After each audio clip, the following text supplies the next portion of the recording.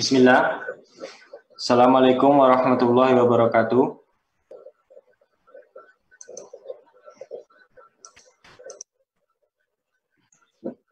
Waalaikumsalam warahmatullahi wabarakatuh. Naam, tafadhal ya Ustaz.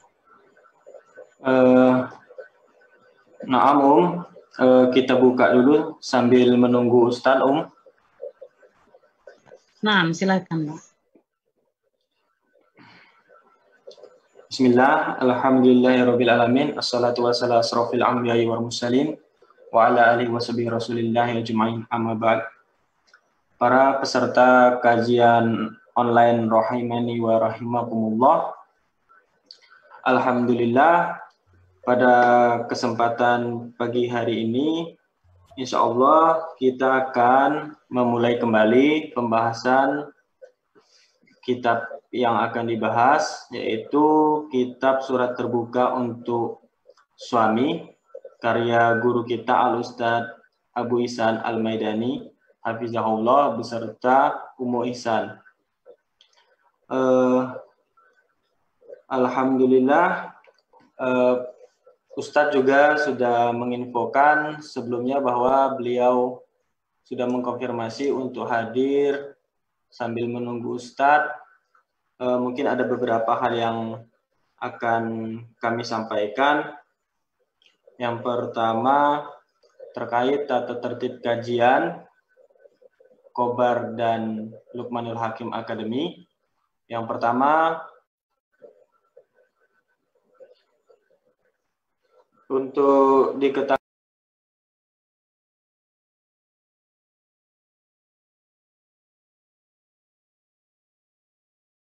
illa wa antum muslimun, amma ba'd.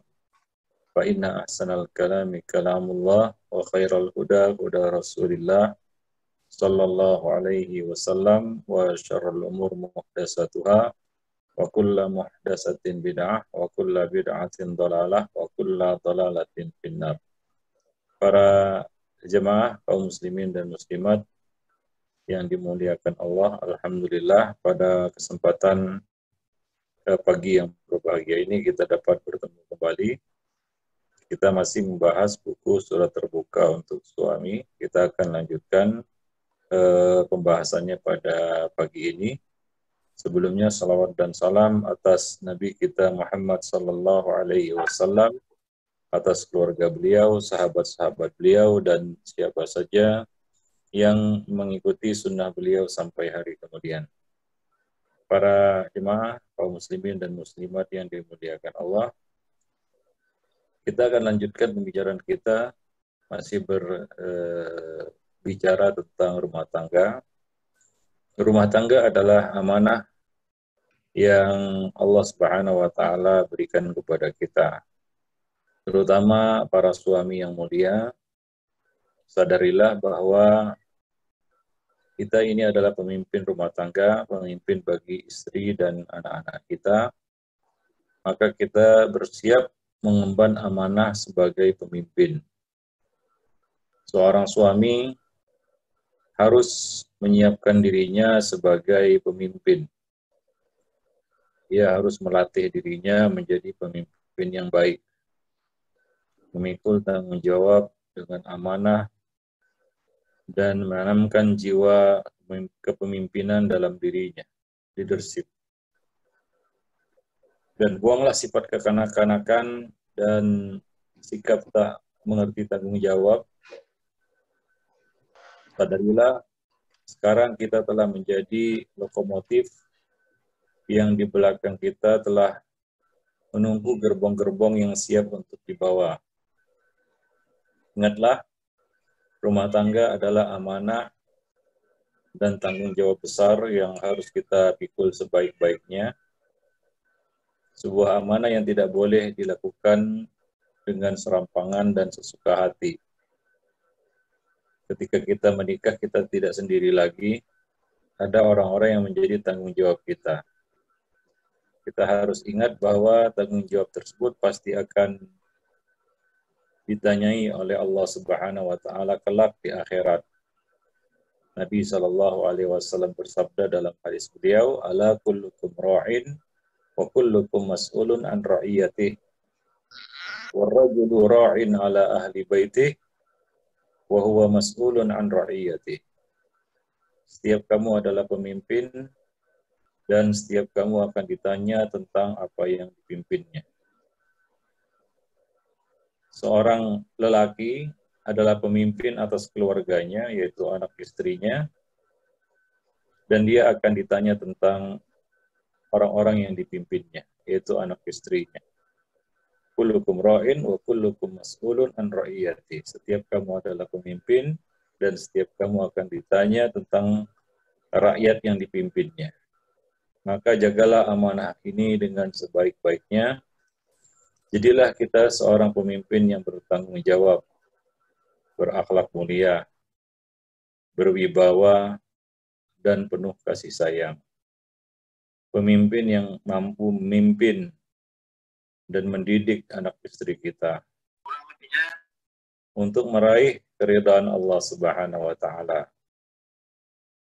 Ini adalah ibadah yang agung, menuntun anak istri kita menuju keselamatan dan kebahagiaan hidup di dunia dan di akhirat. Ya ayyuhalladzina amanu qu anfusakum wa ahlikum naro. Wahai orang-orang yang beriman, jagalah dirimu dan anak-anakmu, anak istrimu dari api neraka. Dan amanah ini merupakan suatu beban yang ada di pundak kita. Seorang mukmin adalah orang yang mampu menjaga amanah. La imana liman la amanatalah. Tidak ada iman bagi orang yang tidak menjaga amanah. Maka ingat bahwa ketika kita berumah tangga, kita tidak sendiri. Ada orang-orang yang bersama kita, yang menjadi tanggung jawab kita, yang menjadi amanah kita, dan akan kita pertanggungjawabkan nanti di hadapan Allah Subhanahu wa taala. Maka embanlah amanah tersebut dengan sebaik-baiknya. Ada sebagian lelaki, dia sudah berumah tangga tapi masih memelihara sifat kekanak-kanakan, gak ngerti tanggung jawab. Mungkin di awal-awal pernikahan itu bisa dimaklumi, karena baru lepas dari orang tua mungkin ya. Tapi seiring dengan perjalanan waktu, kedewasaan tentunya akan terasah dan dia akan tumbuh menjadi laki-laki yang bertanggung jawab. Karena sifat seorang pria dan lelaki yaitu mengerti tanggung jawab. Pemimpin yang baik adalah pemimpin yang bertanggung jawab. Berani dia memikul amanah dan siap menanggung risiko. Itu pemimpin yang baik. Pemimpin yang mengayomi, melindungi, membimbing, dan mengarahkan rakyatnya, yaitu anak istrinya. Pemimpin yang bisa mendidik, bisa mengarahkan kepada kebaikan-kebaikan. Itulah pemimpin yang baik. Maka jadilah pemimpin yang amanah dan bertanggung jawab. Buang sifat kekanak-kanakan, buang sifat egois, mau menang sendiri, seolah-olah dia hidup sendiri. Dia tidak mengerti dan menyadari bahwa di belakangnya ada anak istri. Maka seorang pemimpin itu adalah orang yang pertama siap berkorban. Dia harus berkorban, korban perasaan, korban pikiran, korban tenaga. Bahkan seorang pemimpin menyampingkan kesenangan-kesenangan pribadinya demi orang-orang yang dipimpinnya. Itu pemimpin yang baik. Bukan pemimpin yang maunya saja atau seenaknya saja. Yang penting dia senang, yang penting dia happy, yang penting dia yang bahagia. Orang lain bahagia atau tidak, itu tidak jadi perhatiannya. Ini bukan pemimpin yang baik, ya. Maka jadilah pemimpin yang bertanggung jawab. Apalagi hari ini, amanah itu adalah sesuatu yang langka ataupun yang jarang, ya, orang memiliki sifat amanah, ya, menjadi seorang yang disifati al-amin, orang yang bisa dipercaya, orang yang mengemban amanah dengan baik. Itu adalah suatu yang langka hari ini. Banyak suami-suami yang mengabaikan amanah, bahkan melanggar amanah, menyia-nyiakan anak istrinya, menelantarkan anak istrinya, ya, dengan berbagai macam alasan. Tapi tentunya tidaklah seseorang itu melanggar dan mengabaikan amanahnya, melainkan pasti dia mendahulukan hawa nafsunya. Ya, dia mendahulukan hawa nafsunya. Sehingga demi memuaskan hawa nafsunya, dia mengorbankan orang-orang yang menjadi tanggung jawabnya. Dan itu adalah pemimpin yang buruk. Kemudian selanjutnya, di samping rumah tangga itu adalah amanah, ya, sebagai seorang pemimpin harus menjadi pemimpin yang amanat. Berikutnya, seorang pemimpin haruslah memiliki modal, yaitu ilmu. Ya, ilmu adalah syarat untuk meraih kesuksesan dalam bidang apapun. Dengan ilmu kita akan meraih sukses. Ilmu laksana cahaya. Orang yang tidak memilikinya akan hidup dalam kegelapan. Tidak tahu jalan mana yang harus dia tempuh dan apa yang harus dia lakukan. Apalagi saat menghadapi masalah-masalah. Maka kebutuhan kita terhadap ilmu itu jauh lebih besar daripada kebutuhan kita terhadap yang lainnya, makan, minum, uang, dan lain sebagainya. Sebab makan, minum, dan lain itu hanya berfungsi untuk menjaga kehidupan jasmani. Dan itu adalah kebutuhan hewan juga. Sedangkan ilmu yang bermanfaat kita butuhkan untuk menjaga kehidupan hati kita, rohani. Dan hatilah, rohani inilah yang menentukan baik buruknya perilaku dan jasmani. Sebagaimana yang dikatakan Nabi SAW, ala inna fil jasadi mudghah. Idza salahat salahal jasadu kulluh wa idza fasadat fasadal jasadu kulluh. Ala wa hiyal qalb. Ketahuilah dalam jasad terdapat sekerat daging, jika baik maka baik seluruh anggota tubuh, jika rusak maka rusaklah seluruh tubuh. Dan ketahuilah yang dimaksud itu adalah hati. Dan makanan hati itu adalah ilmu. Ya, dan dengan ilmu Allah Subhanahu wa taala akan mengangkat derajat kita.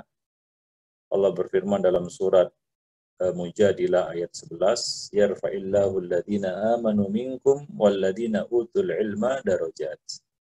Allah mengangkat derajat orang-orang yang beriman di antara kamu dan orang-orang yang diberi ilmu beberapa derajat. Maka sebagai seorang pemimpin di dalam rumah tangga, mutlak kita harus memiliki ilmu. Bahkan kebutuhan kita terhadap ilmu setelah berumah tangga itu jauh lebih besar, jauh lebih banyak. Lebih banyak daripada waktu kita masih bujang, ya, masih bujangan, masih sendiri, ya. Mungkin kebutuhan kita terhadap ilmu tidak sebesar ketika kita sudah jadi pemimpin. Maka aneh sebagian pemuda, ikhwan, rajin mengaji sebelum menikah. Ya mungkin ada modusnya juga, nggak tahu juga ya. Tapi setelah menikah justru semangatnya menuntut ilmu melempem. Semangatnya menuntut ilmu berkurang. Bahkan hilang dari peredaran, nggak hadir-hadir lagi di majelis ilmu. Setelah menikah, alasannya sibuk. Ya, alasannya dia sibuk mencari nafkah. Ya, itu wajib katanya. Ya sama-sama wajib mencari nafkah, wajib mencari ilmu juga wajib. Mencari nafkah itu untuk kebutuhan jasmani, mencari ilmu untuk kebutuhan rohani. Bahkan di sini bukan rohani kita saja, ya, rohani anak istri kita. Bagaimana kita bisa membimbing dan mengarahkan mereka kepada kebaikan kalau kita tidak tahu. Ujung-ujungnya kita menjadi suami yang dayus, ya, yang membiarkan kemungkaran terjadi di rumah tangga kita. Para jemaah kaum muslimin dan muslimat yang dimuliakan Allah. Maka ingat, setelah kita menikah menjadi seorang suami, menjadi seorang istri, kebutuhan kita kepada ilmu jauh lebih besar, ya jauh lebih banyak. Maka coba, ya bukan sisihkan ya, saya tidak katakan sisihkan waktu, tapi berikanlah waktu, ya jatah waktu untuk menuntut ilmu setelah menikah. Karena banyak perkara-perkara yang harus kita ketahui setelah menikah. Sebelum menikah, mungkin kita tidak mau tahu tentang urusan wanita dengan seluk-beluknya. Nah, setelah menikah, ya kita harus tahu itu. Karena istri kita akan mengalami masalah-masalah berkaitan dengan ya statusnya sebagai wanita. Nah, kita harus siap untuk mengarahkannya, ya, membimbingnya. Demikian pula apalagi setelah punya anak. Ilmu pendidikan anak adalah salah satu cabang ilmu yang harus dikuasai oleh orang tua agar dia bisa menjadi ayah yang baik dan bisa menjadi ibu yang baik. Maka setelah berumah tangga, kebutuhan kita kepada ilmu menjadi berlipat-lipat. Ya. Dan tentunya ya kebaikan di dunia dan di akhirat hanya dapat diraih dengan ilmu. Dan kita punya satu kaidah, al-ilmu qabla al-qawli wal amal. Ilmu adalah sesuatu yang harus kita miliki sebelum kita berbicara dan berbuat. Ketika kita mau berumah tangga, seharusnya ilmu tentang rumah tangga sudah kita kuasai. Sebelum kita jadi suami, pemimpin, kita harus tahu ilmunya. Ya, bisa dikatakan telat ya, setelah jadi pemimpin baru belajar. Itu tergolong telat. Namun ya lebih baik terlambat daripada tidak sama sekali. Ya. Nah, demikian para jemaah kaum muslimin dan muslimat yang dimuliakan Allah. Dan apa kata Imam Syafi'i, man arada dunya fa'alaihi bil ilm. Wa man arada al-akhirah fa'alaihi bil ilm. Halo. Fa'alaihi bil ilm. Barang siapa ingin sukses dunianya, dia harus berilmu. Barang siapa yang ingin sukses akhiratnya, dia harus berilmu. Barang siapa yang ingin sukses dunia dan akhiratnya, dia harus berilmu, harus memiliki ilmunya.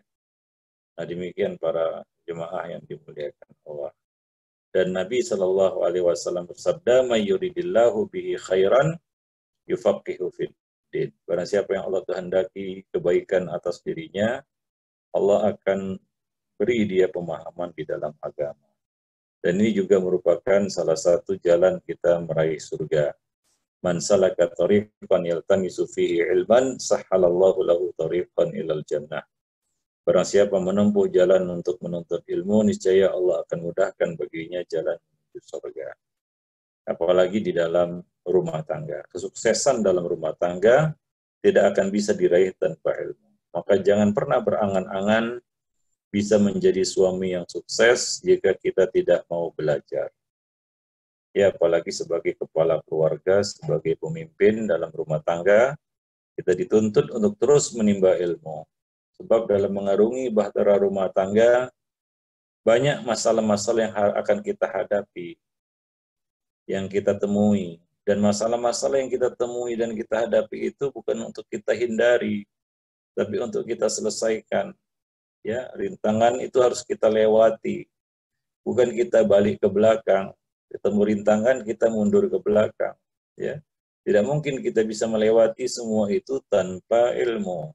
Ya, maka masih banyak yang harus kita pelajari. Ya, berapapun usia pernikahan kita, rumah tangga kita harus terus belajar bagaimana tuntunan syariat yang berkaitan dengan kehidupan rumah tangga, hak-hak dan kewajiban, apa saja yang harus kita laksanakan, dan apa saja yang harus kita jauhi. Ya, kita harus belajar cara berinteraksi yang benar dengan istri, dengan anak-anak, dan dengan semua orang yang hidup bersama kita. Apalagi setelah berkeluarga, kita tidak sendiri, kita telah merajut dua keluarga besar, keluarga suami dan keluarga istri, dan kita harus bisa berdiri di tengah-tengah, ya, bisa berperan dengan baik untuk menyatukan dua keluarga besar tersebut. Ya, merajut tali pernikahan itu bukan perkara yang simpel. Ya, ada dua keluarga yang bertemu di situ dan kita harus bisa berinteraksi dan bermuamalah dengan baik, baik dengan keluarga istri maupun dengan keluarga kita.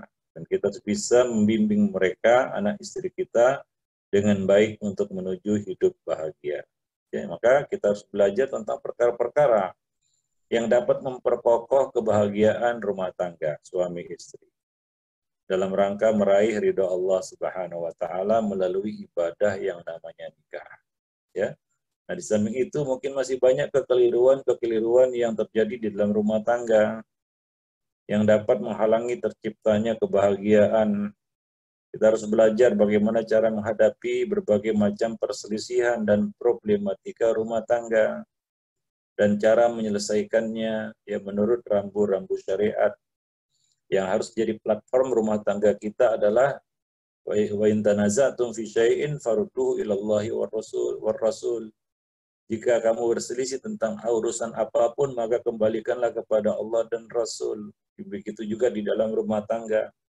Suami istri pasti kadang-kadang berselisih, bertengkar. Lalu bagaimana keduanya bisa kembali dan bisa menegakkan hududullah, hukum-hukum Allah di dalam rumah tangga.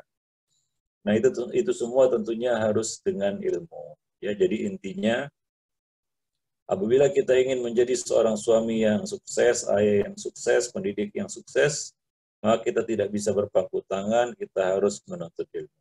Ya, selama hayat di kandung badan, tetaplah bergairah menjadi seorang penuntut ilmu yang senantiasa haus terhadap ilmu dan terus mencarinya. Ya, nah demikian para jemaah kaum muslimin dan muslimat yang dimuliakan Allah. Nah, kemudian berikutnya, tentunya suami itu punya tanggung jawab untuk menghadirkan kebahagiaan dalam rumah tangga. Karena siapapun yang berumah tangga, pasti tujuannya adalah ingin bahagia dengan berumah tangga. Rumah tangga bahagia adalah idaman setiap orang. Namun bila ditanya, apa itu hakikat bahagia? Mungkin pertanyaan ini sulit dijawab. Sebab kebahagiaan itu adalah sesuatu yang bisa dirasakan, namun sulit untuk diungkapkan dengan kata-kata. Bahagia adalah satu perasaan yang muncul di dalam hati. Bahagia adalah sesuatu yang bersifat maknawi, sebuah perasaan yang lahir dalam hati. Dan orang yang merasakan kepuasan dan kecukupan itulah orang yang bahagia. Ya, oleh karena itu bahagia itu dapat dirasakan oleh siapa saja, yang berharta maupun yang tidak berharta. Bahagia itu bukanlah monopoli orang yang kaya. Ya, nah demikian. Kadang-kadang rumah sederhana bisa membuat seseorang itu tersenyum. Sebaliknya istana megah kadang-kala membuat penghuninya menangis, ibarat seekor burung dalam sangkar emas. Nah demikian. Maka coba di dalam rumah tangga suami dan istri itu harus punya satu persepsi yang sama tentang bahagia. Jangan-jangan persepsi tentang bahagia pada keduanya itu berbeda. Ya, suami punya pandangan bahagia itu berbeda dengan apa yang dipandang oleh si istri. Maka ini nggak ketemu. Ya, mungkin si suami menganggap bahagia itu adalah sesuatu yang serba cukup walaupun tidak berlebih. Ya, qanaah itu adalah suatu kebahagiaan. Hidup apa adanya itu adalah bahagia. Ya, yang penting di dalam lingkungan ataupun lingkaran ridha Allah Subhanahu wa taala. Mungkin itu pandangan suami. Sementara istri tidak. Istri merasa bahagia itu punya materi yang cukup. Bukan sekedar bahagia hati, jiwa, rohani. Tapi harus punya kecukupan materi. Nah, ini kan nggak ketemu persepsi bahagia antara keduanya. Maka ini adalah perkara mendasar yang harus didudukkan sebelum mengarungi bahtera rumah tangga. Apa kira-kira pandangan keduanya tentang bahagia? Nah, ini harus didudukkan di awal. Karena kalau di tengah jalan nanti jangan-jangan berselisih antara keduanya. Ya, suami merasa hidup sederhana, ya, yang penting dalam ridha Allah Subhanahu wa taala, ya, berada di koridor syariat, yang penting halal walaupun sedikit itu bahagia. Ya, bisa melaksanakan kewajiban agama itu bahagia. Itu pandangan persepsi suami. Sementara si istri dari awal nikah, dia ingin bahagia itu yaitu punya materi yang berkecukupan. Bahkan boleh dikatakan lebih, ya, punya ini, punya itu, dan lain sebagainya. Sementara suami, walaupun hidup ngontrak, tapi apa adanya, tapi halal, nggak ngutang, itu bahagia bagi si suami. Bagi si istri, itu belum cukup untuk membuatnya bahagia, dan dia nggak bahagia dengan itu. Ya, nah ini kan nggak ketemu nanti, akan tengkar itu di tengah jalan. Akan muncullah kata-kata dari si istri, aku nggak bahagia bersamamu, kan begitu ya, kan sedih itu. Padahal suami bahagia, merasa sudah membahagiakan istrinya, ya. Nah demikian, wallahu a'lam bishawab. Ya, nah ini karena masalah ini tidak didudukkan dari awal. Ya, perlu satu persepsi yang sama tentang bahagia. Maka dari situ perlu ini seorang pemimpin untuk mendudukkan masalah ini di awal pernikahan, yaitu hendaknya dia meluruskan persepsi dia pada istrinya. Nah, demikian para jemaah yang dimuliakan Allah. Baik. Nah, jadi kita harus kembali ya kepada konsep bahagia menurut syariat, ya, menurut agama. Nah, demikian ya. Nah, jadi kadang-kadang kita tertipu dengan tampilan luar, ya. Nah, demikian. Jadi kita bisa katakan bahwa bahagia itu bukan monopoli pria tampan yang memiliki istri cantik jelita. Berapa banyak pria rupawan yang ketampanannya justru menjadi bumerang bagi dirinya. Nah, bukankah seorang wanita yang bersahaja yang mampu mendatangkan kebahagiaan lebih baik daripada wanita yang rupawan tapi membawa sengsara? Nah, kesimpulannya bahagia tidak dapat dikejar semata-mata dengan harta melimpah atau tampilan fisik semata. Nah, demikian para jemaah kaum muslimin dan muslimat yang dimuliakan Allah.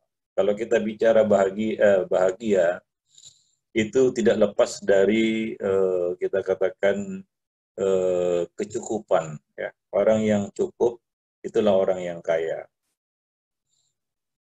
Mau bahagia harus jadi orang kaya, ya, terlepas setuju atau tidak, ya, nggak mungkin bahagia kalau nggak jadi orang kaya.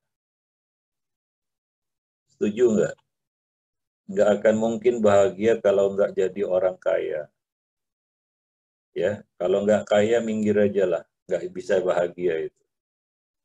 Maka syarat bahagia itu harus jadi orang kaya. Kalau nggak kaya nggak akan bahagia. Setuju ya? Siapa yang nggak kaya jangan mimpi bahagia. Ya, kalau nggak kaya jangan mimpi bahagia. Ya, Orang yang nggak kaya mau bahagia itu mengejar mimpi, dapat mimpi di siang bolong, zong. Ya, maka kalau mau bahagia wajib harus jadi orang kaya. Betul ya? Setuju? Kalau mau bahagia harus jadi orang kaya. Kalau nggak jadi orang kaya nggak akan bahagia. Ya, nah minggir ke laut aja orang yang mau bahagia tapi nggak kaya. Setuju nggak? Ya, nah, rumah tangga juga sama itu. Kalau nggak kaya nggak akan bahagia. Ya, itu rumus bahagia. Harus jadi orang kaya. Ya. Tapi kita kembali kepada definisi orang kaya. Orang kaya itu apa? Ya, apakah orang yang bergelimang materi itu bisa dikatakan kaya? Kayaknya belum tentu ya. Orang yang punya materi cukup itu dikatakan kaya. Karena kalau saya katakan definisi orang kaya itu adalah orang yang serba cukup. Orang yang serba cukup, hidupnya cukup. Ya, nggak kurang. Nah, itu namanya kaya. Orang kaya itu kan nggak kurang. Ya. Nah, kalau kita lihat perilaku orang-orang yang punya materi melimpah, tapi ternyata di dalam hidupnya dia terus kurang. Kurang terus. Yang lihat orang, selalu orang lain lebih beruntung daripada dirinya. Wah, enak kali si fulan. Ya, wah, bahagia kali si fulan, untung kali si fulan. Pokoknya yang untung itu orang lain, bukan dirinya. Ya, ketika dia lihat dirinya, dia merasa serba kurang. Ini orang miskin. Maka dari itu kaya menurut Nabi, ya, yang menjadi syarat bahagia adalah, ya, Nabi mengatakan dalam hadis, laisal ghina an kasratil ard, walakinnal ghina ghinan nafs. Kaya itu bukanlah kaya materi, tapi yang namanya kaya itu adalah kaya hati. Nah, jadi kaya menurut Nabi itu orang yang punya hati yang qanaah. Nah, itu orang kaya itu. Itu sebenar-benarnya kaya itu adalah orang qanaah. Kalau belum qanaah berarti belum kaya. Menurut definisi Nabi tadi ya. Apalah artinya materi yang cukup, tapi hidup kita selalu kurang terus. Kurang terus. Ya, tamaknya nggak selesai-selesai. Ya. Nggak ada waktu untuk mencicipi ketenangan. Nggak ada ketenangan batin. Ya, selalu dihantui rasa takut dan was-was. Takut dan cemas. Lalu di mana letak bahagianya hidup seperti itu? Kalau kita merujuk kepada konsep Al-Quran, ya, bahagia itu adalah la khaufun alaihim wa lahum yahzanun. Itu bahagia. Orang yang bahagia itu adalah orang yang la khaufun alaihim wa lahum yahzanun. Orang yang la khauf, tidak takut dan tidak sedih. Itu orang yang bahagia. Ya, nah demikian. Tapi kalau orang yang hidupnya selalu dirundung rasa takut, cemas, ketakutan, sedih, ya. Nah, coba lihat perilaku orang-orang kaya itu ya. Ya kayaknya aja dia ketawa-ketawa, kayaknya aja dia tersenyum, padahal dalam hatinya dihantui rasa takut. Takut menjadi orang miskin. Itu perkara yang paling ditakuti orang kaya, yaitu kayak materi ya. Yaitu jatuh miskin, itu yang paling ditakuti. Jamilah, jatuh miskin lagi. Itu yang paling dia takuti. Ya, nah belum lagi kesedihan berpisah dari kekayaannya. Ya, itu suatu kepedihan juga. Ya, maka kalau kita mengacu kepada konsep Quran, kaya itu adalah orang yang la khaufun alaihim wa lahum yahzanun. Dan itu kuncinya hati. Maka dari itu Nabi mengatakan kaya itu bukanlah kaya materi, tapi kaya itu adalah kaya hati. Maka dari itu kalau ingin bahagia harus jadi orang kaya menurut definisi Quran dan Nabi tadi. Nah, barulah kita jadi orang kaya, la khaufun alaihim wa lahum yahzanun. Kenapa? Karena kita orang yang mengatakan innal ladzina qalu rabbunallah tsumma istaqamu. Rabb kami adalah Allah, kemudian istiqomah. Ya. Nah, orang yang kaya hati, yang mengisi hatinya dengan qanaah, para jemaah yang dimuliakan Allah.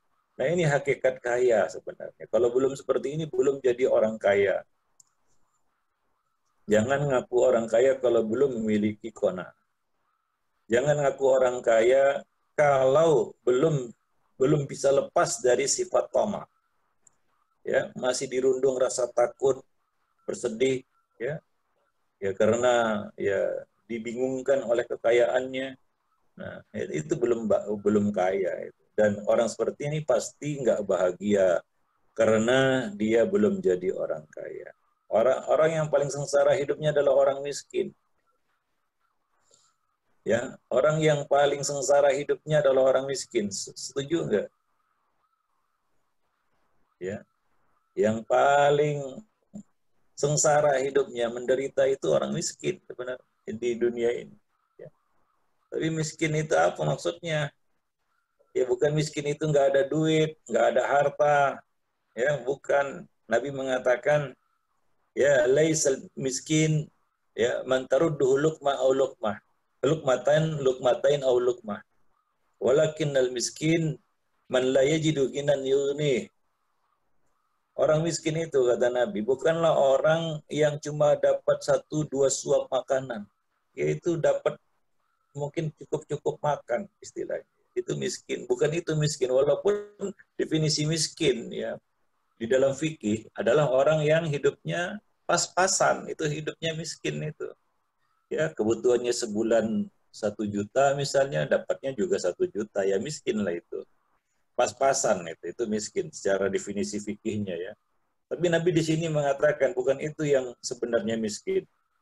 Ya, miskin yang sebenarnya adalah orang yang man la yajidu ghinan yughni. Orang yang tidak pernah mendapatkan kecukupan yang membuatnya puas.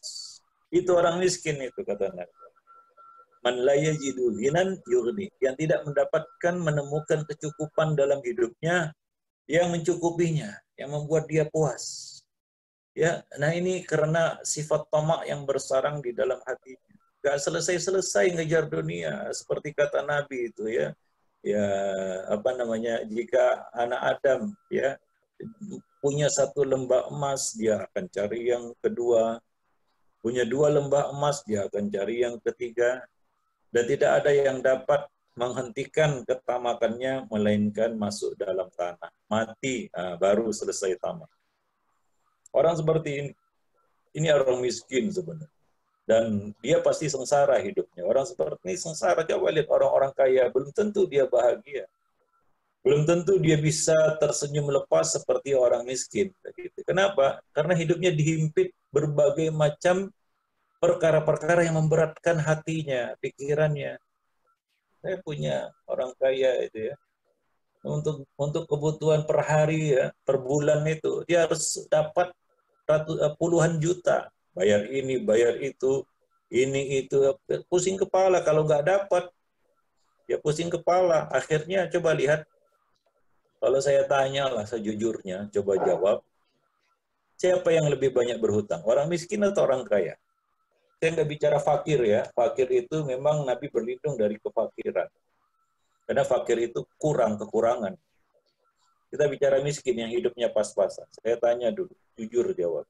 Yang banyak berhutang itu orang kaya atau orang miskin? Yang banyak berhutang itu orang kaya atau orang miskin? Coba. Nah, Ustaz, orang kaya Ustaz. Orang kaya. Saya bisa jamin itu. Yang paling banyak berhutang itu orang kaya. Karena kebutuhan hidupnya kadang-kadang melebihi kemampuannya. Dan juga orang kaya kalau berhutang, orang yakin itu. Maka ya ada beberapa orang nggak kurang hidupnya, kaya. Tapi nggak selesai-selesai ngutangnya. Mau buka ini, usaha itu, buka cabang di sini, di situ. Ketamakannya nggak selesai-selesai.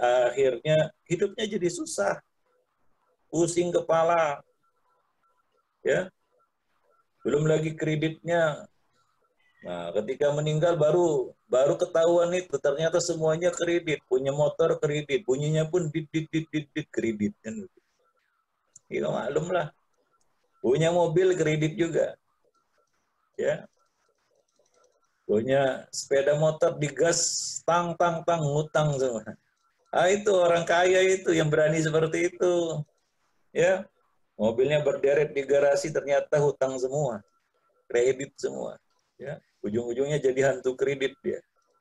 Para jemaah yang dimuliakan Allah. Itu orang kaya itu yang punya kelakuan seperti itu. Ya, karena tuntutan kehidupan dicampur lagi dengan rasa tamak. Udahlah. Jangan harap dia bisa bahagia hidup. Ya, belum lagi kalau dikejar-kejar debt collector. Gitu. Para jemaah yang dimuliakan Allah, apa hidup seperti itu yang kita inginkan? Yang sementara ini. Nah, jadi kata Nabi, orang miskin itu bukan orang yang cuma dapat 1-2 suap makanan. Ya, artinya dapat pas-pasan. Ada sebagian orang hidupnya pas-pasan aja, tapi bahagia. Dia nggak terhimpit hutang, nggak pusing kepala memikirkan beban-beban kehidupan yang ya, pengeluaran rutin itu yang berat sebenarnya. Ya. Nah, harus mengeluarkan pengeluaran rutin yang besar kan begitu ya. Ada orang yang punya mobil itu untuk bayar pajak tahunannya itu sampai ratusan juta. Pusing kepala dia. Akhirnya nunggak pajak. Nah, begitu ya istilahnya.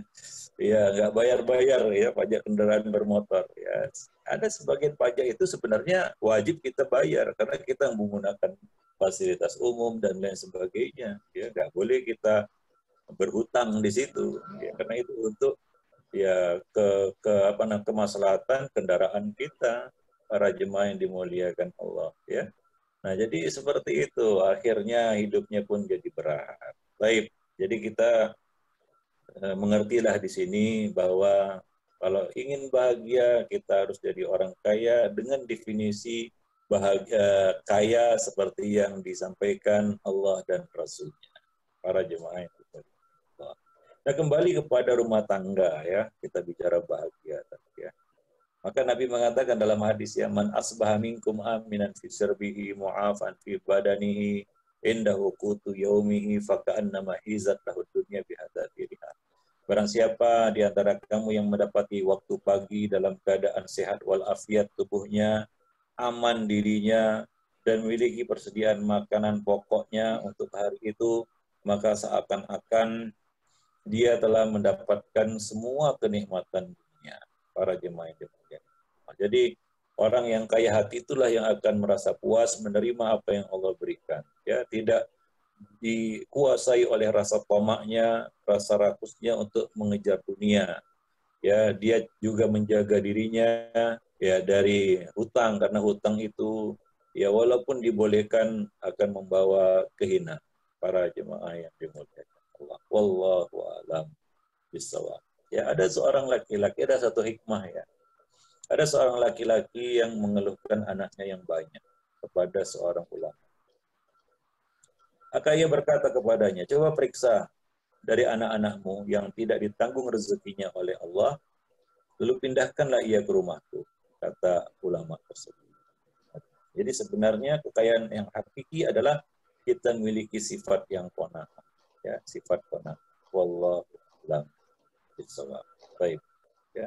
Nah, jadi milikilah qanaah. Nah, tentunya kita bicara di dalam konteks rumah tangga ini ya. Ketika kita dan istri kita punya persepsi yang sama tentang bahagia, kita mudah mengarungi kehidupan rumah tangga. Ya, bukan di sini artinya akal bulus ya.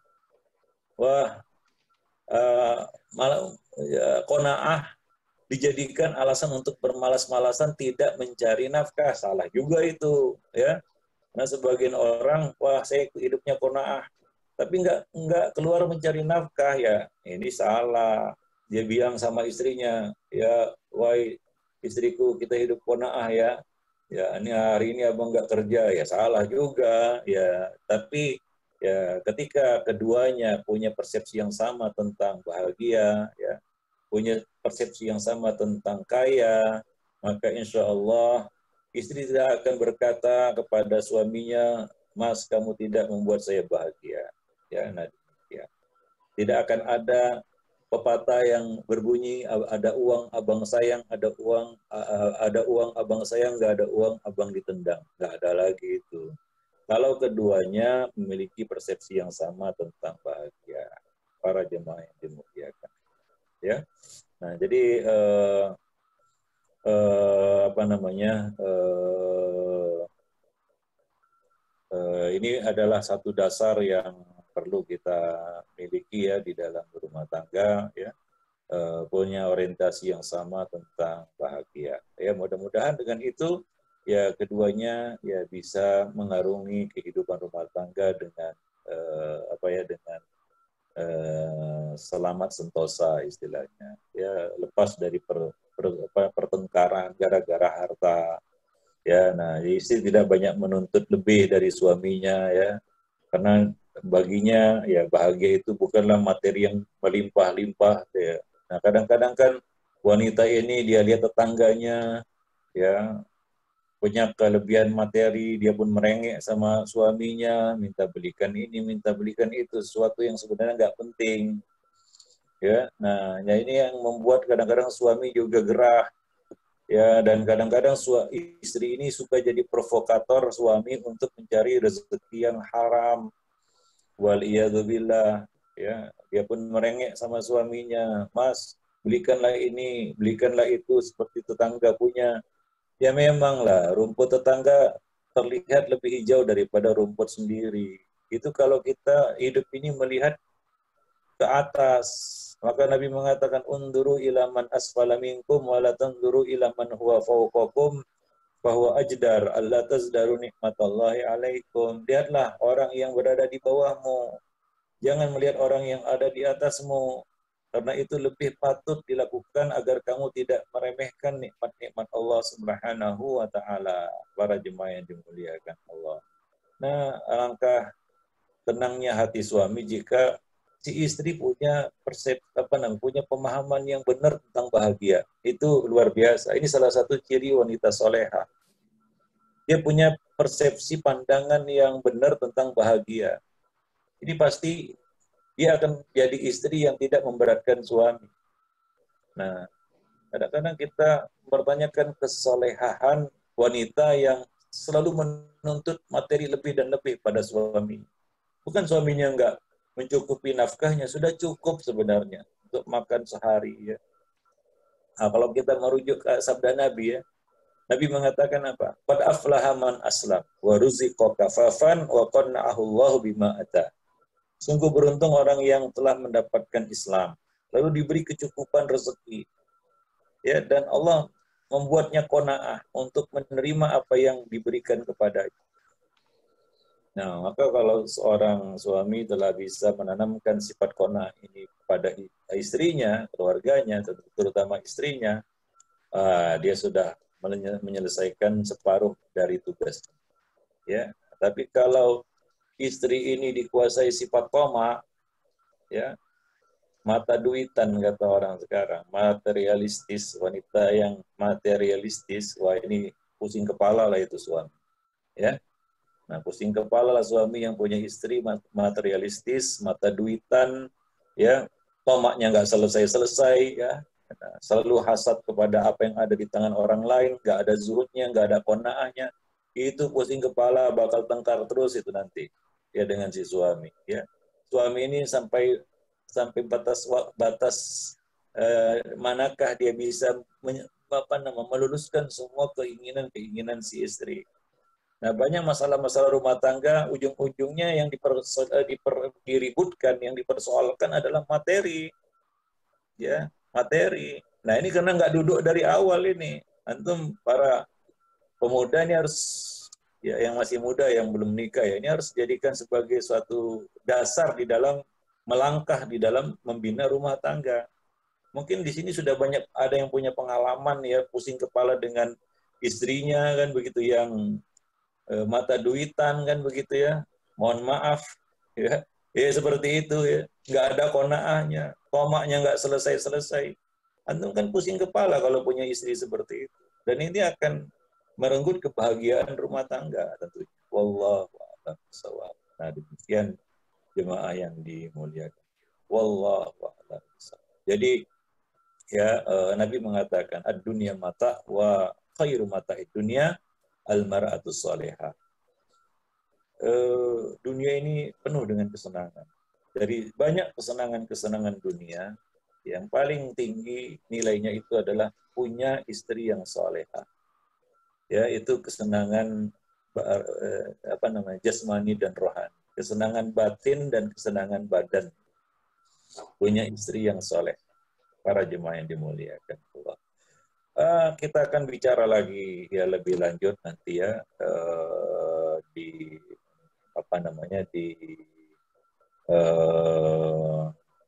pertemuan-pertemuan berikutnya ya tentang bagaimana kita merancang kebahagiaan itu pranikah. Pranikah. Karena kalau kebahagiaan itu kita rancang, kebahagiaan rumah tangga itu kita rancang pasca nikah, itu telat. Kebanyakan ya udah terlanjur ya, nasi sudah jadi bubur. Banyak yang mengeluhkan suaminya, mengeluhkan istrinya, kasusnya apa? Nasi sudah jadi bubur. Ketika dijelaskan, waduh Ustaz, saya kayaknya salah pilih istri ini. Aduh Ustaz, saya salah pilih suami ini. Ya, tapi nasi sudah jadi bubur, sudah jadi suami saya, sudah jadi istri saya. Apa boleh buat? Ya, maka buatlah apa yang boleh, kan begitu ya. Nah, demikian. Wallahu alam bisawab. Maka dari itu perlu kita merancang kebahagiaan itu pranikah. Mungkin ini ilmu untuk anak-anak kita ya, yang sudah terlanjur itu ya. Gak usah disesali, perbaikilah apa yang sudah ada ya. Ya, fix the problem ya, perbaiki masalah itu dia. Ya bukan lari dari masalah ya. Ya yang namanya ya jelek-jelek istri kita kan begitu ya. Ya dengan segala kekurangannya kan begitu ya. Nah, ya, atau mungkin karena kita telat mendidiknya kan begitu ya. Sudah tercetak dia dengan tabiat seperti itu. Nah, ya perbaikilah apa yang sudah ada. Nah, demikian para jemaah kaum muslimin dan muslimat yang dimuliakan Allah. Wallahu a'lam bishawab. Nanti akan kita bicarakan pada pertemuan yang datang, insya Allah. Ya, jadi ini dulu ya yang bisa kita sampaikan dalam kesempatan pagi yang berbahagia ini. Ya, mudah-mudahan bermanfaat. Tadi kita sebutkan bahwa mendudukkan persepsi yang sama tentang bahagia itu perlu. Maka ketika menikah ada dua hal yang harus kita dudukkan ya dengan istri kita. Seorang istri ya di dalam buku Surat Terbuka untuk Istri, saya jelaskan, seorang istri ketika menikah yang harus dia dudukkan pertama kali adalah dia mengetahui, mengenali suaminya, apa yang disukai dan apa yang tidak disukai. Itu seorang istri ya, seperti ada riwayatnya ya, dari seorang salaf ya, ketika dia menikah, ibunya mengarahkan untuk bertanya kepada suami, apa yang disukai dan apa yang tidak disukai. Itu penting diketahui oleh seorang istri, oleh seorang wanita. Karena dia akan menjadi pelayan yang melayani suami. Itu adalah tugas utama, tugas mulia seorang istri.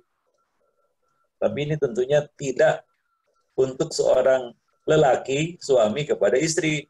Ya, kacau kan, berabe kan kalau misalnya suami bicara kepada istri, apa yang kamu sukai dan apa yang kamu tidak sukai. Ya, nah ini kan ya nggak seperti itu. Ya, dari seorang suami kepada istri gimana? Yaitu menjelaskan kepadanya dua perkara penting. Yang pertama adalah membacakan platform di dalam rumah tangga. Apa platform dalam rumah tangga? Yang harus, ini adalah rule of the game, ya. Aturan main istilahnya, yaitu apa? Bacakan kepadanya firman Allah Subhanahu wa taala, fa in tanaza'tum fi syai'in farudduhu ila Allahi war rasul. Jika kita berselisih tentang urusan apapun, maka kita harus siap kembali kepada Allah dan Rasul-Nya, yaitu kitab Allah dan sunnah Rasul. Ya, karena di dalam rumah tangga pasti ada perselisihan. Nah, kadang-kadang suami yang nggak mau rujuk kepada kitab Allah dan sunnah Rasul. Dan kadang-kadang istri yang nggak mau rujuk kepada kitab Allah dan sunnah Rasul. Tapi kalau keduanya punya komitmen yang sama, ya, yaitu apapun pertengkarannya harus kembali kepada Allah dan Rasul-Nya. Selesai masalah itu, banyak masalah bisa diselesaikan.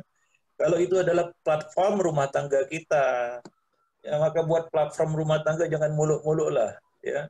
Oh, ini itu dan lain sebagainya. Ini yang harus kita dudukkan. Bacakan ayat itu kepada istri kita. Ya, fa in tanaza'tum fi syai'in farudduhu ila Allahi war Rasul. Surat An-Nisa ayat berapa saya lupa ya. 57. Ya, bacakan ayat itu. Ya, jika kita berselisih, jika kamu berselisih tentang urusan apapun, maka kembalikanlah kepada Allah dan Rasul. Itu yang pertama. Yang kedua, dudukkan masalah ini, yaitu tentang bahagia. Karena kita berumah tangga kan ingin bahagia. Kalau nggak bahagia, ngapain berumah tangga? Tapi masalahnya kalau nggak sama pandangannya, persepsinya tentang bahagia, ini yang jadi masalah. Ya, maka kalau kita satu persepsi tentang bahagia, nggak akan ada yang diributkan. Karena kurangnya materi dan lain sebagainya. Ya. Wallahu a'lam bishawab. Jadi ini dasar dalam rumah tangga. Saya bicarakan ini karena banyak masalah-masalah problematika rumah tangga karena mereka nggak punya satu visi dan misi, persepsi yang sama dan tidak punya dasar platform, ya, tidak punya apa ya kita katakan pegangan komitmen yang dipegang bersama. Wallahu a'lam bishawab. Nah itu saja mungkin ya mudah-mudahan dipahami ya dan lebih dan kurang saya maaf. Aku qouli hadza astaghfirullah li wa lakum wasairil muslimin innahu wal ghafurur rahim. Alhamdulillah, Masya Allah, Ustadz, jazakallah khairan wa barakallahu fiqh atas ilmu dan nasihat yang telah disampaikan. Sungguh sangat banyak sekali pelajaran-pelajaran yang bisa dijadikan ibroh atau yang bisa kita amalkan dalam kehidupan rumah tangga kita untuk yang insya Allah semoga menjadi keluarga yang sakinah mawaddah warahmah. Kemudian kalau boleh berarti saya simpulkan Ustadz dari pemaparan kajian atau materi pada pagi hari ini, yang pertama itu bahwa setiap kaum muslimin itu adalah seorang pemimpin yang akan dipertanyakan kepemimpinannya di akhirat kelak oleh Allah Subhanahu wa taala. Kemudian adanya kewajiban menuntut ilmu bagi seorang pemimpin rumah tangga, baik itu yaitu seorang suami, baik itu juga seorang istri, dan kebutuhan setelah menikah itu bahwa lebih banyak dibandingkan sebelum menikah ya Ustadz.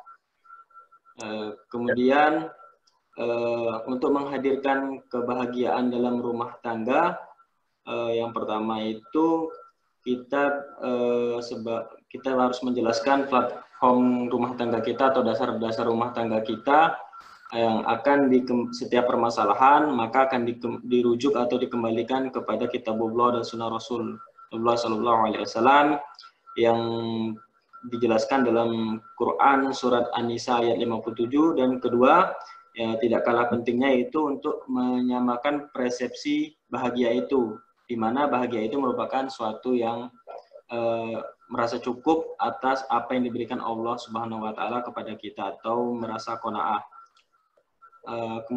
Mungkin itu yang dapat Ana simpulkan Ustadz. Selanjutnya kita masuk ke sesi tanya jawab. Mungkin sampai jam berapa Ustadz berkenan untuk sesi tanya jawab? Ya, mungkin kita buka sesi tanya jawab ini 30 menit ya. Yang nah Ustadz, 30 menit ya Ustadz, berarti sampai jam 10.30 ya Ustadz? Ya.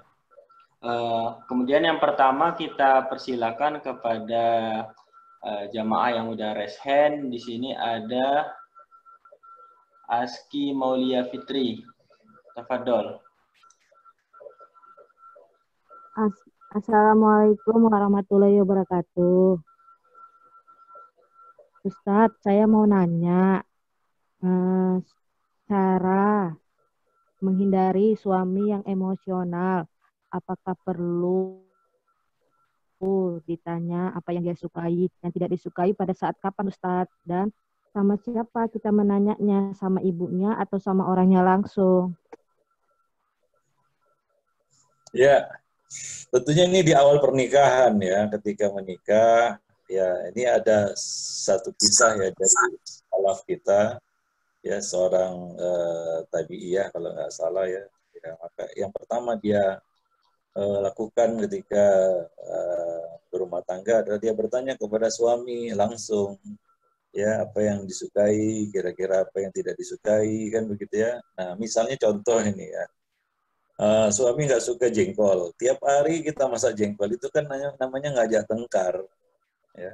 Nah, karena kita nggak tahu, wah ini ya anti jengkol ini. Kita tiap hari dimasak jengkol terus, sambal jengkol, jengkol rendang, apa sih, jengkol rebus, jengkol mentah, apa nggak muntah dia kan begitu ya. Nah demikian dia pun marah jadinya kan begitu. Nah jadi perlu untuk kita ketahui ya, sehingga kalau chemistry sudah terbentuk ya, kadang-kadang kita buat kopi itu sudah pas takaran gulanya ya. Contohnya seperti itulah ya, pas pahit manisnya begitu. Ini karena kita kenal apa namanya suami kita, ya surga dan neraka kita itu kan begitu ya kata Nabi SAW.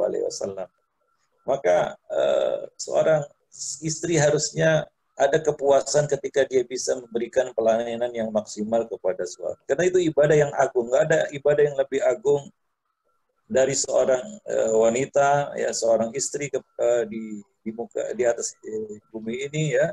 Di dalam bab hablun minan nas, selain dia berkhidmat dengan baik kepada suami. Itu adalah ibadah yang agung bagi. Itu adalah tugas para jemaah yang dimuliakan.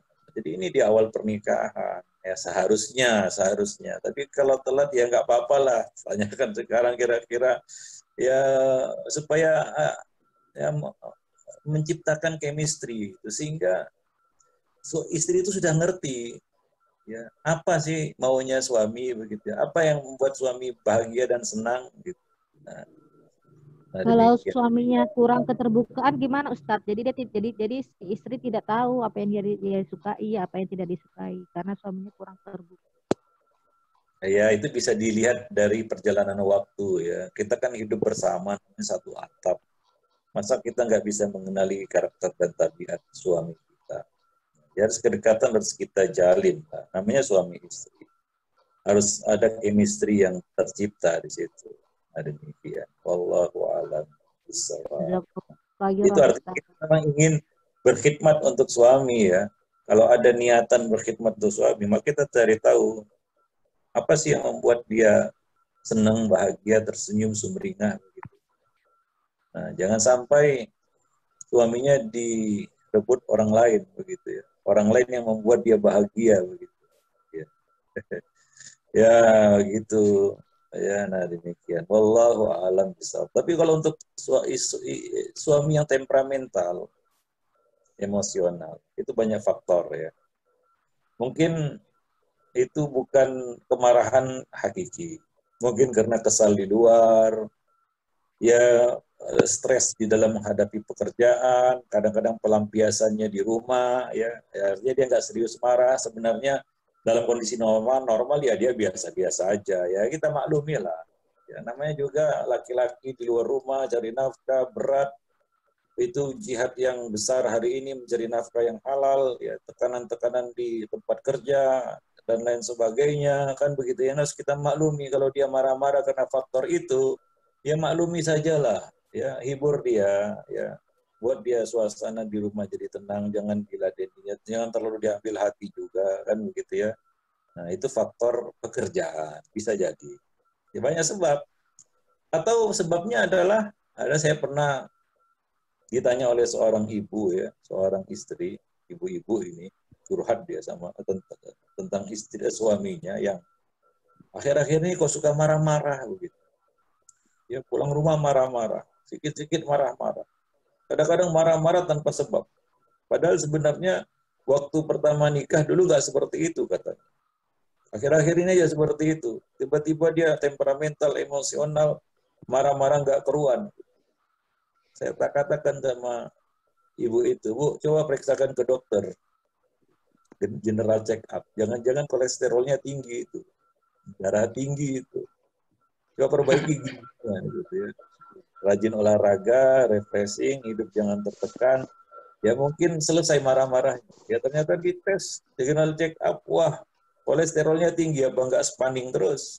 Ya marah-marah terus lah. Ya, karena faktor ya psikis, yaitu faktor kesehatan tubuh itu juga berpengaruh itu. Maka ya istri di rumah coba cari penyegaran-penyegaran yang membuat refresh suami gitu, jiwanya. Misalnya, contohnya, ya kadang-kadang kita merubah dekorasi rumah, membuat suatu apa ya namanya juga wanita ya, atau menciptakan suatu suasana di rumah yang romantis ya. Kadang-kadang itu kurang hiburan aja itu suami itu kadang-kadang seperti itu ya. Kadang-kadang dia lihat juga wanita-wanita di luar yang menor-menor sementara istri di rumah ya berantakan ya, hingga akhirnya dia nggak menemukan jawaban dari fitnah yang dia temui di luar. Ya, dia sudah pusing kepala juga kan begitu ya. Dia sudah berusaha untuk menjaga diri sampai di rumah istri cemberut, ya wajah kusut, nggak ada senyum, ya ditambah lagi sikapnya ketus kan begitu ya.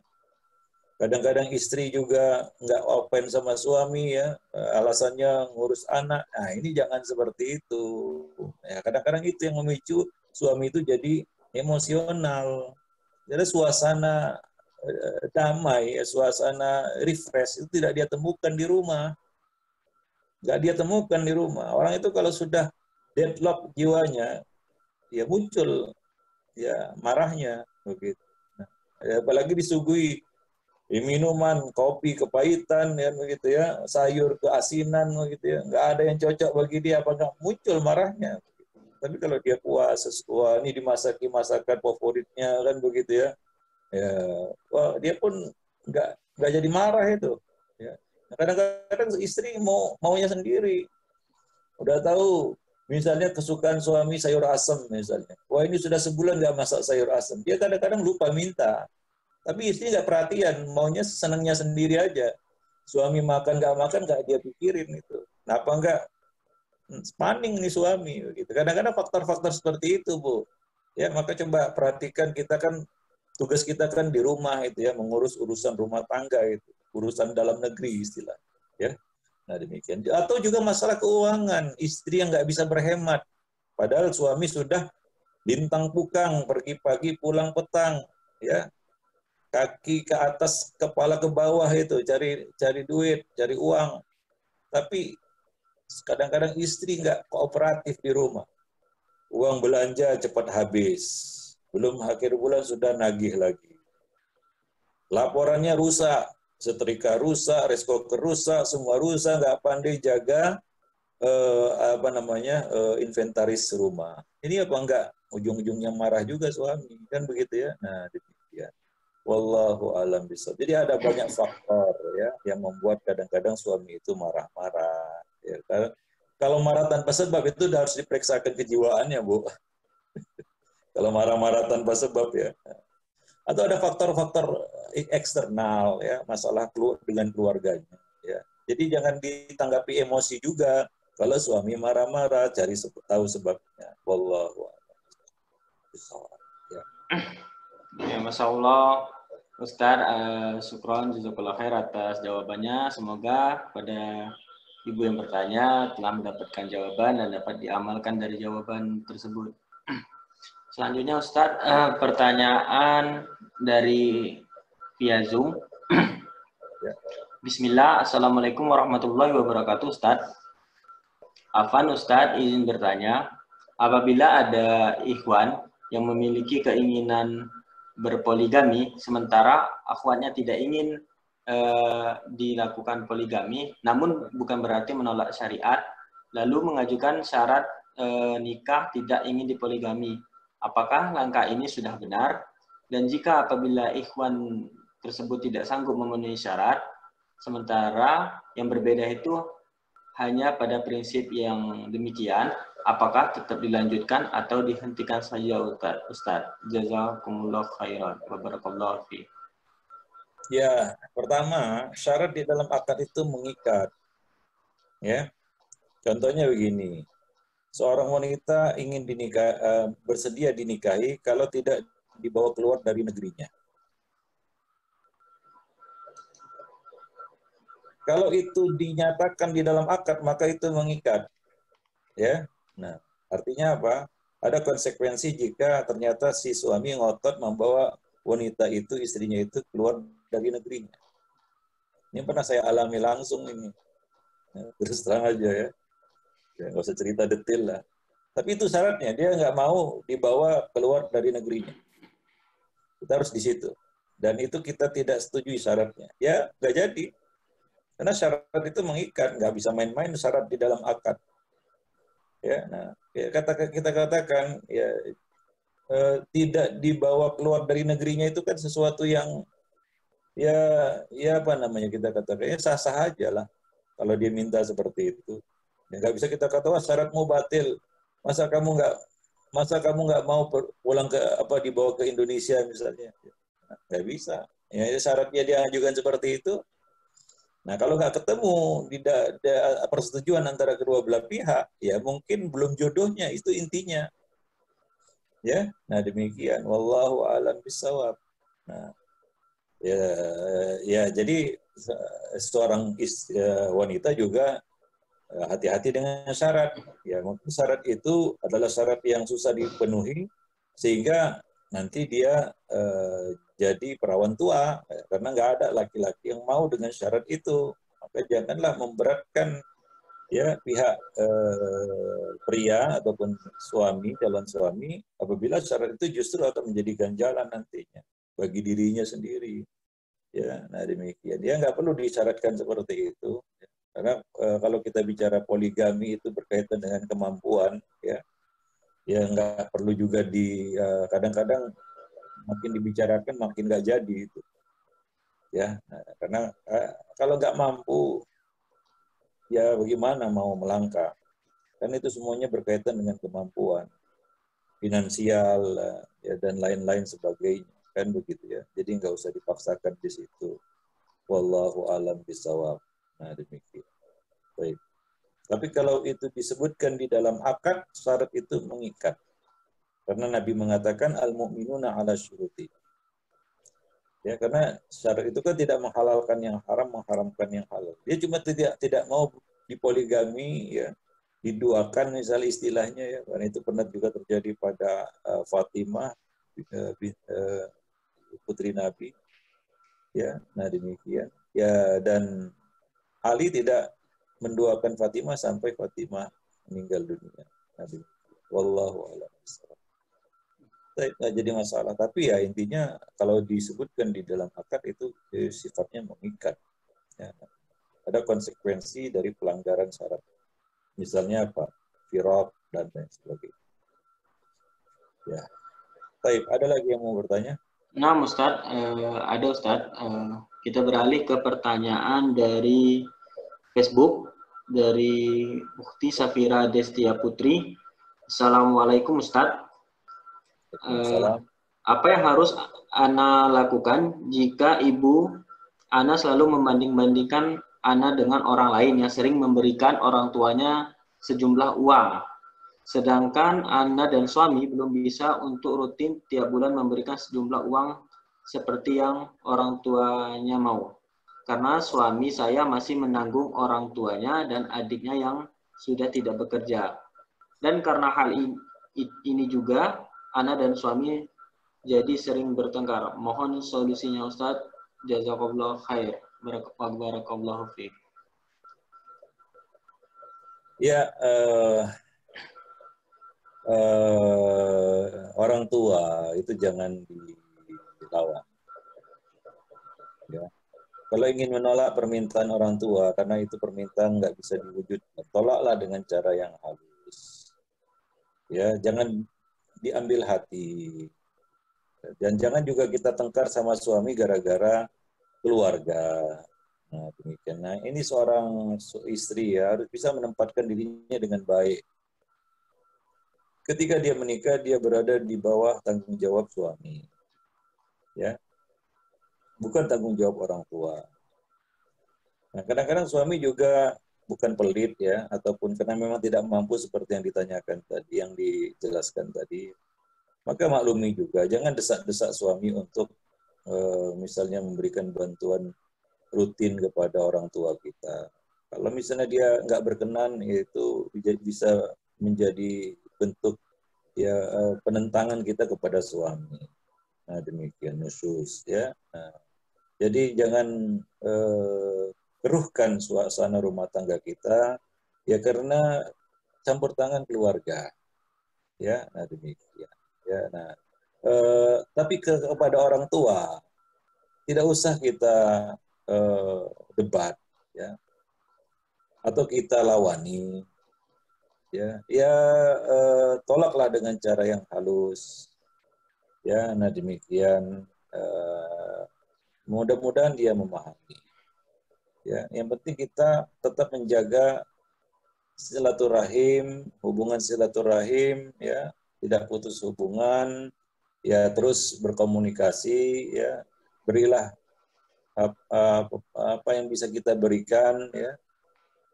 Ya, dan itu merupakan salah satu bentuk kebaktian kita kepada orang tua. Namun di luar itu kan la yukallifullahu nafsan illa wus'aha. Ya. Allah tidak membebani seseorang itu di luar batas kemampuannya. Ya, kalau itu di luar kemampuan seseorang, ya tidak ada kewajiban sebagaimana dikatakan di dalam kaidah syariat, ya, al-qudrah manatu taklif. Kemampuan itu adalah syarat pembebanan syariat. Kalau nggak mampu gimana kita mau memenuhinya? Apalagi di sini kondisinya, ya, keuangan suami juga pas-pasan. Ya disindir-sindir orang tua, ya jangan dibawa masuk ke hati, ya. Nah, ya sabar, ya, mungkin orang tua nggak tahu, tetap berhusnuzon, ya, dan tidak merusak hubungan dengan orang tua karena ya mungkin sikapnya yang ketus, kata-katanya yang ketus kepada kita. Nah demikian, ya maklumi saja. Nah demikian, wallahu a'lam bishawab, ya. Nah, yang penting adalah kita tidak durhaka sama suami dan juga tidak berkata kasar kepada orang tua. Wa qul lahuma qaulan, ya, ma'rufa atau karimah. Katakanlah kepada orang tua itu kata-kata yang mulia. Wallahu a'lam bishawab. Nah. Insyaallah ya Ustadz, jazakallah khair atas jawaban dari pertanyaannya. Kemudian kita lanjut ke pertanyaan selanjutnya yang mungkin ini berkaitan dengan materi pada hari ini dan ada dua pertanyaan yang hampir mirip Ustadz. Assalamualaikum warahmatullahi wabarakatuh Ustadz. Bagaimana menyamakan orientasi tentang bahagia? Karena suami istri ini dididik dengan standar yang berbeda, di mana istri cenderung sederhana, tidak mau berhutang dan berhati-hati dalam mencari nafkah. Bahkan beliau meskipun dibelikan sesuatu yang mewah tidak mau dengan alasan mau dibelikan tapi tidak perlu yang mewah. Sedangkan bertolak belakang kepada di suaminya cenderung pengen sesuatu yang bermewah-mewahan dan kurang berhati-hati dalam bermuamalah. Mohon nasihatnya Ustaz, barakallahu fiik. Wah, ini masalah besar apabila yang jadi sumber masalah adalah pemimpinnya. Ya. Harusnya pemimpin yang menuduhkan hal ini. Suami sebagai pemimpin yang menuduhkan hal ini kepada istri, bukan istri yang menuduhkan hal ini kepada suami, itu kebalik itu. Ya. Nah, kalau suami yang seperti itu, inilah haula wala quwata illa billah. Ya begitu, innalillahi wa inna ilaihi raji'un. Berarti ya dia bukanlah seorang pemimpin yang baik. Mungkin ini adalah tipe laki-laki yang masih bersifat kekanak-kanakan padahal sudah jadi pemimpin rumah tangga. Ya harusnya dia yang menjadi suluh, dia yang menjadi guru, ya. Dia yang menjadi teladan, ya, dia yang mendorong sifat qanaah itu kepada istri, ya, dan seterusnya. Tapi kalau dia justru yang bertentangan dengan itu semua, ini kan jadi masalah besar, ya. Di mana dia mendidik istrinya qanaah sementara dia dikuasai rasa qama, ya. Nah, kalau benda itu bengkok, bagaimana bayangan lurus? Ya, nah kalau pemimpinnya bengkok, bagaimana yang di bawah bisa lurus? Itu masalahnya. Maka di sini kita dudukkan kepada para suami, ya, mempersiapkan dirilah menjadi seorang suami baik. Kalau nggak bisa jadi suami yang baik, ini kita menenggelamkan diri kita dan orang-orang yang bersama kita di dalam bahtera itu, yaitu anak istri kita. Ya, nah demikian. Wallahu a'lam bishawab. Nah, kalaulah si istri terlanjur punya suami seperti ini, ya, masalahnya terlanjur lagi, nasi sudah jadi bubur, dia sudah saya terima jadi suami, ternyata seperti itu, ya, apa namanya sifatnya, ya, gimana nih Ustadz, kan gitu ya. Mungkin ada dua hal, kemungkinannya ada dua aja. Kita tahu itu sebelum nikah, atau kita nggak tahu. Yang kita tahu yang baik-baiknya saja. Ya. Setelah nikah baru ketahuan belangnya. Ya, ini cobaan dari Allah. Ya, nah demikian. Kalau kita tahu tapi itu jadi pilihan kita juga, artinya itulah dia akibat dari perbuatan kita sendiri. Ya, kita yang memilih laki-laki seperti itu jadi pemimpin kita. Kenapa kita pilih? Itu salah kita. Maka bertaubatlah kepada Allah. Mudah-mudahan Allah memaafkan kita. Waduh, memang Ustaz, dulu saya pilih suami itu karena wajahnya aja, tampan itu. Atau karena mapan dia pegawai negeri, PNS, ya, punya gaji tetap pegawai. Hanya itulah motivasinya. Soleh nggak soleh dia punya sifat begitu, saya tutup mata. Ya salah sendirilah. Nah demikian ya. Itu kalau kita tahu memang itu sebelum pernikahan, mau kita tutup mata terhadap hal itu. Kita tahu gaya hidupnya hura-hura seperti itu dan lain sebagainya. Ya kalau seperti itu, ya itu adalah akibat dari perbuatan kita sendiri. Itu namanya salah pilih. Kita memilih seorang suami tidak berdasarkan ilmu. Nah, nanti akan kita bicarakan ya merancang pernikahan pranikah. Nah, harus dirancang itu. Enggak beli kucing dalam karung istilahnya kan begitu ya. Nah, tapi kalau itu muncul setelah nikah, ada dua hal ini. Dia menunjukkan sesuatu yang berbeda. Ini kita tertipu ini. Ini kita bisa ultimatum dia. Bahkan kita bisa ancam.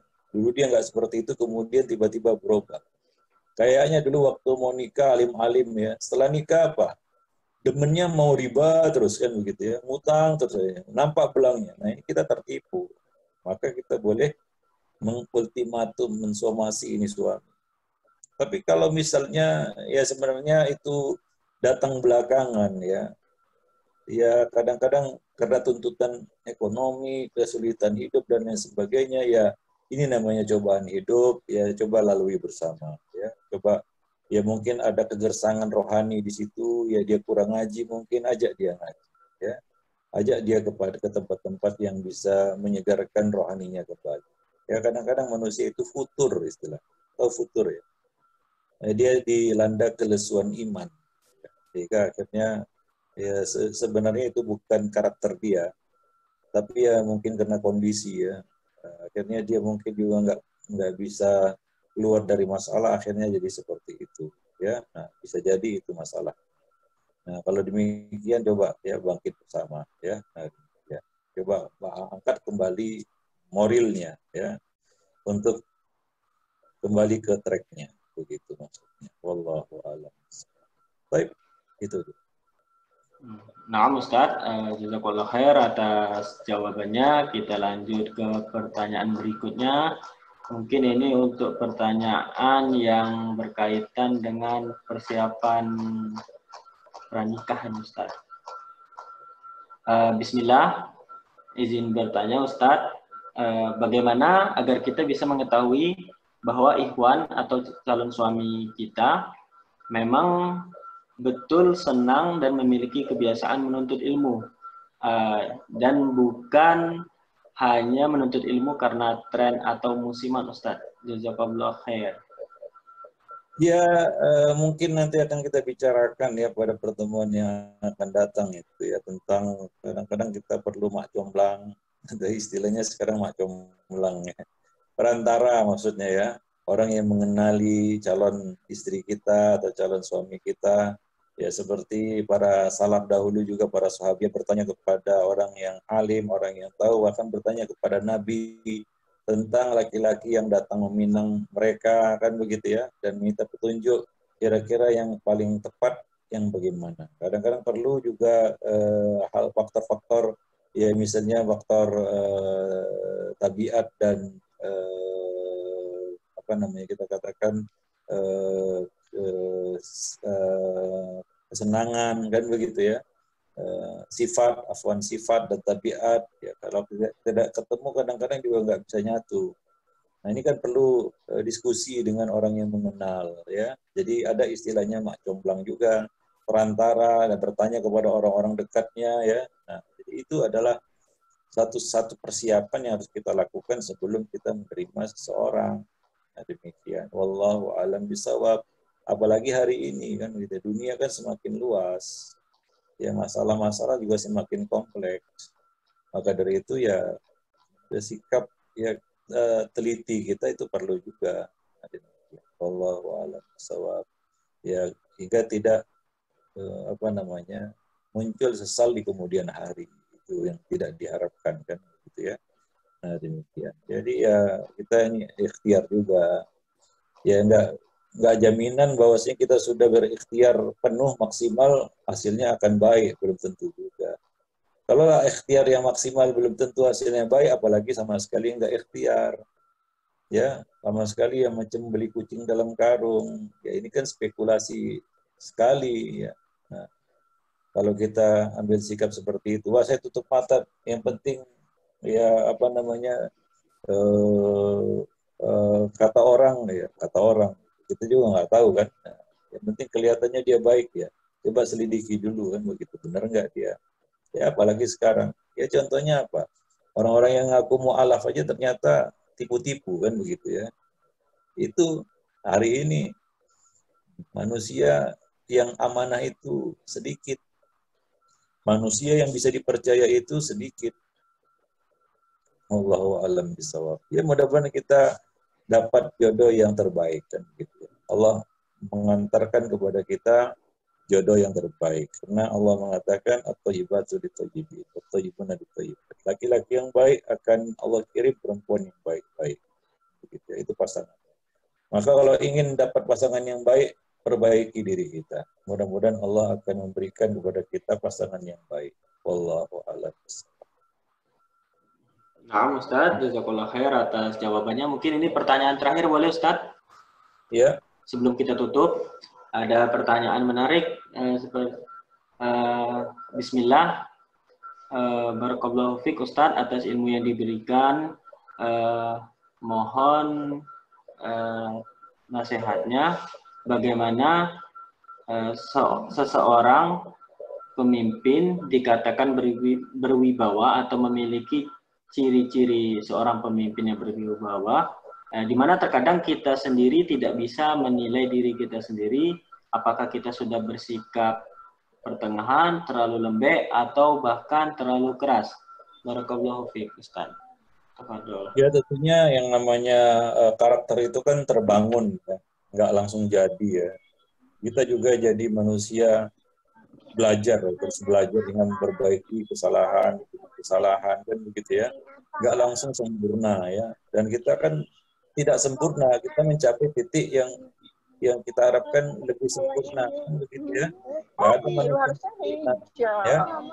Demikian juga misalnya kewibawaan itu kan seiring dengan perjalanan waktu, terus kita belajar istilahnya. Belajar dari kesalahan demi kesalahan, memperbaiki, mau mendengar itu intinya, mau memperbaiki diri dan mau mendengar nasihat. Itu tanda keberuntungan, itu kata Abdullah bin Mas'ud. Orang yang beruntung itu adalah orang yang mau mendengar nasihat. Dan orang yang celaka itu adalah orang yang menjadi ibroh bagi orang lain. Jangan seperti si fulan, itu orang yang paling celaka itu. Ya, orang yang paling bahagia adalah orang yang mau belajar dari orang lain. Nah, demikian. Ya, hidup ini kan belajar. Ya, kita nggak sempurna lah. Ya, nah, kita kan dari waktu ke waktu terus mengasah ya kedewasaan kita, terus juga kewibawaan kita, ya kematangan kita dan lain-lain sebagainya. Amanah kita juga kan ya kadang-kadang juga naik turun kan begitu ya. Tapi kita berusaha untuk mencapai level yang lebih tinggi lagi ya. Nah, itulah orang yang hidupnya mau belajar. Belajar dari pengalaman, baik pengalaman diri sendiri maupun pengalaman orang lain. Ya, jangan jadi ibroh bagi orang lain gitu. Wallahu a'lam bishawab.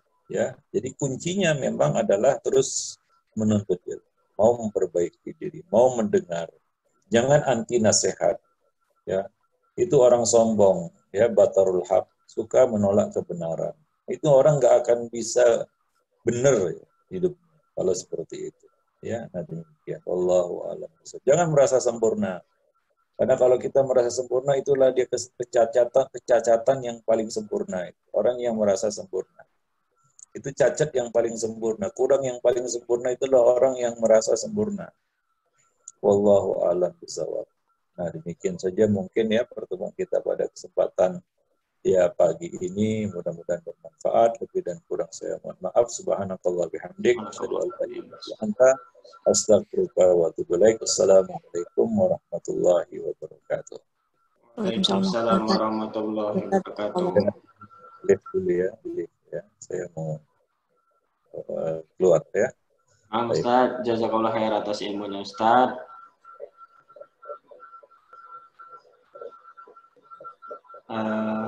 Alhamdulillah pada siang hari ini kita